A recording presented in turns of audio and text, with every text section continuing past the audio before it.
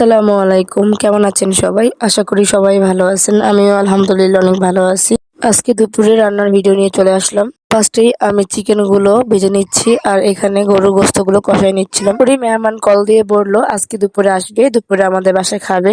তো কি আর করা, যা ছিল তাই ভিজিয়ে নিলাম আর কেটে কুটে রেডি করে নিচ্ছিলাম। তো আমার শরীরও ভালো না এবং আমার মেয়ের শরীরও ভালো না, খুবই অসুস্থ, কয়েকদিন ধরে ঘুমাতে পারি না কারণ বাবু সারা রাতেই কান্নাকাটি করে। আজকে কাজের খালা যখন কাজ করতে আসলো তাকে বললাম, খালা একটু কেটে কুটে দেন, যেহেতু আমার মেয়ে খুবই কান্নাকাটি করছে এবং আমার পায়ে পায়ে হাঁটতেছিল। আমার শাশুড়িকে বললাম আমার মেয়েকে রাখার জন্য, আর আমার কাজের খালা অন্য কাজ বাদ দিয়ে আমাকে কেটে কুটে দিয়ে গেল। খুবই কম রান্না করব যেহেতু আমরা অসুস্থ সবাই। করলা ভাজি করব এবং কাঁকরোল ভাজবো, রোস্ট করব আর গরুর গোস্ত, ইলিশ মাছ ভাজা, ধনিয়া পাতা ভর্তা।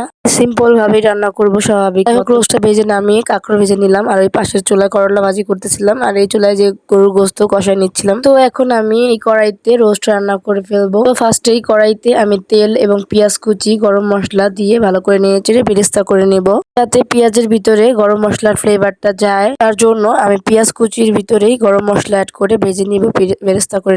তারপরে আমি বেরেস্তা হয়ে গেলে আমি উঠায় নামায় নিব। তারপরে আমি একে একে পেঁয়াজ কুচি, পেঁয়াজ বাটা, কাঁচামরিচ বাটা, রসুন বাটা, জিরা বাটা এবং রোস্টের মশলা অ্যাড করে ভালো করে কষায় নিব।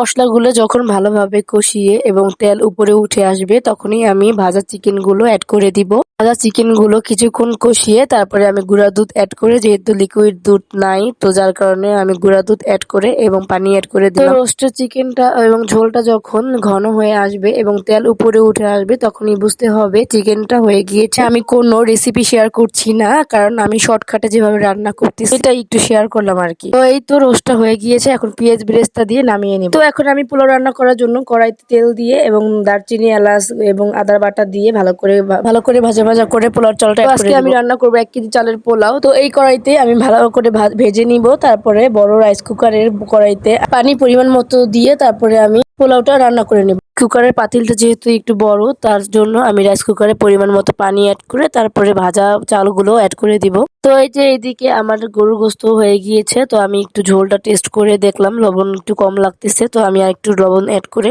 তারপরে ভালো করে নেড়ে চেড়ে আমি জিরা গুঁড়া অ্যাড করে দিলাম। যাই হোক, এই তো আমার মাংসটা হয়ে গিয়েছে, তো আমি নামিয়ে এখন পানি পরিমাণ মতো দিয়ে পোলাওটা আধা সিদ্ধ করে লবণ চেক করে দমে দিয়ে দিব। তারপরে পাশের আর কারেন্টের চুলায় আমি মাছগুলো ভেজে নিচ্ছি, যেহেতু আমার মাছ সব রান্না বান্না কমপ্লিট। এখন ধনিয়া পাতা ভর্তা করব। অনেক থালা বাসন জমে আছে আর চুলা চারপাশের অবস্থা তো খুবই খারাপ। তো যাই হোক, এগুলো আমি এখন ক্লিন করব।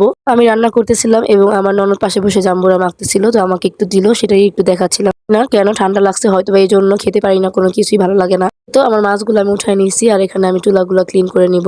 তো থালা বাসন মেজে তারপরে আমি ভালো করে হাত ধুয়ে আমি ভর্তাটা করে নিতেছিলাম। তো এই ছিল আজকের ভিডিও। কেমন লাগলো ভিডিও কমেন্ট করে অবশ্যই জানাবেন। ভালো লাগলে অবশ্যই লাইক কমেন্ট শেয়ার করবেন। আল্লাহ হাফেজ।